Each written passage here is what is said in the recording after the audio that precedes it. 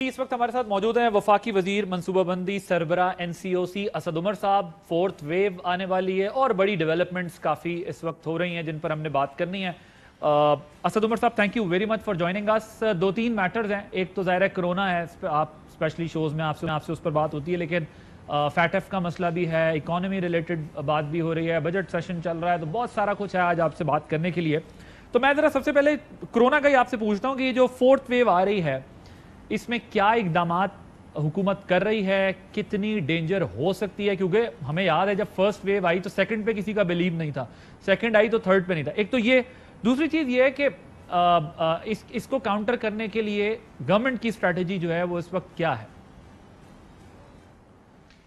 अच्छा, पहली बात तो ये कि ये मैंने नहीं कहा कि फोर्थ वेव आ रही है। मैंने ये कहा है कि अगर हम सही इकदाम ना करें तो आ सकती है। ठीक है। और यही मकसद था इस इंफॉर्मेशन देने का, क्योंकि हमारे वो आर्टिफिशियल इंटेलिजेंस बेस्ड जो मॉडलिंग होती है उसमें हम देख रहे थे कि जो एक नेचुरल पैटर्न बनता है उसकी वेव्स का, उसके मुताबिक ये मुमकिन है कि जुलाई में दोबारा से हमें ये खदशा नज़र आना शुरू हो। और वजह जिस वजह से मैंने ये ट्वीट किया वो यही थी, दो चीज़ें। एक तो ज़ाहिर है लोगों को तरगीब देना कि जल्द से जल्द अपनी वैक्सीनेशन करवाएं, और दूसरी जो है मुझे सुनने को मिलना शुरू हो गया था रोज़ाना की बुनियाद पे, कोई जी आपने ज़बरदस्त बड़ा आपने कोरोना को फतह कर लिया, तो याद दिला रहा था लोगों को ख़त्म नहीं हुआ है कोरोना।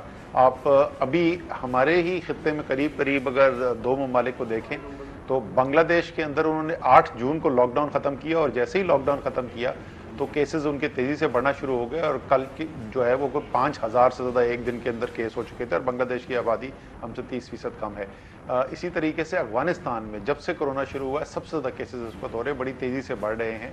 और दोनों में तज्जिया ये कहता है, ये हतमी बात नहीं है, लेकिन तज्जिया ये कहता है कि वो जो इंडियन वेरिएंट है उसकी वजह से जो यूके वेरिएंट जो है वो जो ओरिजिनल था हमारा कोरोना उससे ज़्यादा तेज़ी से फैलता था, और ये इंडियन वेरिएंट जो है ये यूके वेरिएंट से भी ज़्यादा तेज़ी से फैलता है। तो वो बुनियाद बन रही है इतनी ज़्यादा तेज़ी से फैलते हुए। तो एक दफ़ा याद दहानी कि अभी भी एहतियात की ज़रूरत है, और गवर्नमेंट इसके बारे में क्या कर रही है। एक तो ज़ाहिर है फुल एक्सेलरेशन है हमारी वैक्सीनेशन कैंपेन की, हज़ारों वैक्सीनेशन सेंटर्स बन चुके हैं, करोड़ों की तादाद में वैक्सीन मंगाई जा चुकी है।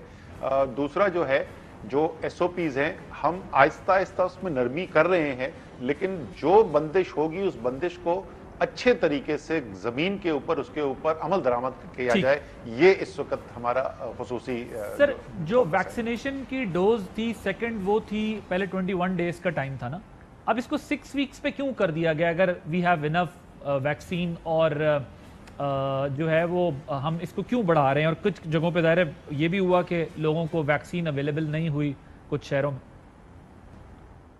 अच्छा, वैक्सीन की ये जो सेकंड डोज का बूस्टर है ये साइंस की बुनियाद पे, साइंटिफिक वो जो हेल्थ के एक्सपर्ट्स हैं उन्होंने देखा, और देखने के बाद जब डेटा उनके पास आया तो उन्होंने कहा कि जो चाइनीज़ वैक्सीन है साइनोवैक और साइनोफार्म जो हैं, इनके अंदर भी पहली डोज और दूसरी डोज के अंदर वक्फा बढ़ा दिया जाए। अगर आपको याद हो इससे पहले यही काम एस्ट्राजेनेका के साथ हो चुका है, क्योंकि यूके में रोल आउट पहले हुआ था, बड़ी तादाद में एस्ट्राजेनेका लगी, तो एस्ट्राजेनेका में तो पहली और दूसरी डोज के अंदर 3 माह का फ़र्क यानी 12 हफ्ते का उन्होंने गैप रखने के लिए कहा है। सो ये चाइनीज़ वैक्सीन का भी जब लेटेस्ट डेटा आया और जो हेल्थ एक्सपर्ट्स हैं उनकी गाइडलाइंस आई, उसकी वजह से इसकी तादाद बढ़ाई गई है, वक्फे की तादाद बढ़ाई गई।